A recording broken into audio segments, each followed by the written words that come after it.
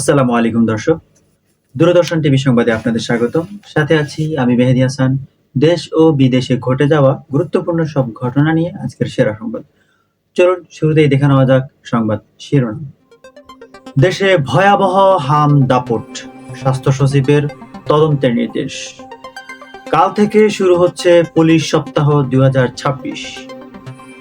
গাজীপুরে একই পরিবারের 5 জনকে গলা কেটে হত্যা। লিটন দাসের নতুন মাইলফলক, বিশ্ব টেস্টে চ্যাম্পিয়নশিপে 2000 রান। বন্ধ চিনিকল পুনরায় চালুর ঘোষণা বাণিজ্য মন্ত্রীর। আর্চারি বিশ্বকাপ, ভারতের বিপক্ষে জয়, 6ষ্ঠ অবস্থানে বাংলাদেশ। বাংলাদেশ পাকিস্তান দ্বিপাক্ষিক সম্পর্ক জোরদারে একমত।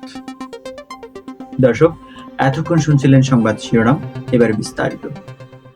দেশে আশঙ্কাজনক হারে ছড়িয়ে পড়া হামে গত 1.5 মাসে 336 শিশুর মৃত্যু হয়েছে। সরকারি তথ্যমতে গত 15 মার্চ থেকে এখন পর্যন্ত শনাক্ত ও সন্দেহভাজন রোগীর সংখ্যা 50,000 ছাড়িয়েছে।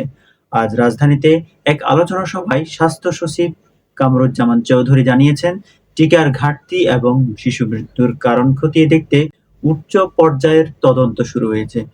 24 ঘন্টার ব্যবধানে সর্বোচ্চ 17 শিশুর মৃত্যুর রেকর্ডও হয়েছে এই সপ্তাহে।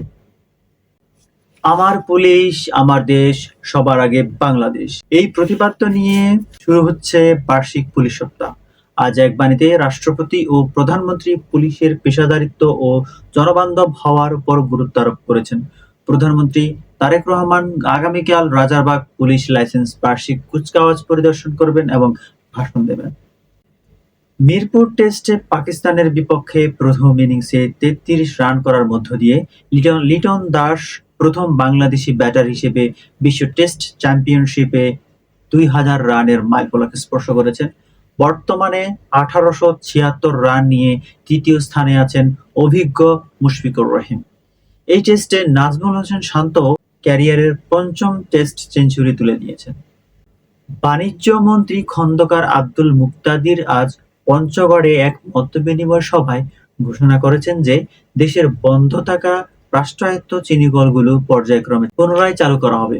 আধুনিক যন্ত্রপাতি ও নতুন প্রযুক্তির মাধ্যমে এই শিল্পকে লাভজনক করার পরিকল্পনা নিয়েছে সরকার, যাতে স্থানীয় আখ চাষি ও শ্রমিকদের কর্মসংস্থান নিশ্চিত হয়। সাংহাইয়ে অনুষ্ঠিত আর্চারি বিশ্বকাপ 2026 পুরুষ রিকার্ভ টিম ইভেন্ট 6ষ্ঠ স্থান অর্জন করেছে বাংলাদেশ। কোয়ার্টার ফাইনালে শক্তিশালী ভারতের মুখোমুখি হয়ে 6-2 সেটে জয় পায় বাংলাদেশ দল। যদিও পরবর্তীতে দক্ষিণ কোরিয়ার কাছে হেরে তারা সেমিফাইনালে পৌঁছাতে ব্যর্থ হয়। এছাড়া তরুণ আর্চার আব্দুর রহমান আলিফ এশিয়ান অনূর্ধ্ব 21 রেকর্ড ভেঙে নতুন রেকর্ড করেছেন। গাজীপুরের কাপাসিয়ায় এক প্রবাসীর বাড়িতে ভাড়াটিয়া পরিবারের 5 সদস্যকে গলা কেটে হত্যা করা হয়েছে। আজ সকালে পুলিশ স্ত্রী, 3 সন্তান ও শ্যালকের লাশ উদ্ধার করে প্রাথমিক তদন্তে পারিবারিক কলহের জেরে স্বামী ফোরকান মিয়া এই হত্যাকাণ্ড ঘটিয়েছেন বলে ধারণা করা হচ্ছে।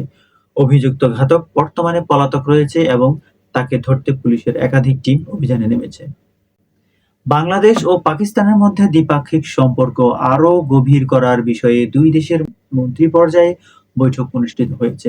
আজ সকালে ঢাকায় সফররত পাকিস্তানের স্বরাষ্ট্রমন্ত্রী সৈয়দ মোহসিন রাজা নাকভির সঙ্গে বৈঠক করেন বাংলাদেশের পররাষ্ট্র প্রতিমন্ত্রী শামা ওবায়দ ইসলাম। বৈঠকে বাণিজ্য, শিক্ষা, প্রযুক্তি ও সার্ক পুনরুজ্জীবিত করার বিষয়ে আলোচনা হয়। দর্শক, এই ছিল আজকের মতো সংবাদ। এতক্ষণ আমাদের সাথে থাকার জন্য অসংখ্য ধন্যবাদ। আপনাদের সাথে ছিলাম আমি মেহেদী হাসান। পরবর্তী সংবাদ দেখার আমন্ত্রণ জানিয়ে এখানেই শেষ করছি। দূরদর্শন টিভির সাথে থাকুন। আল্লাহ হাফেজ। আসসালামু আলাইকুম।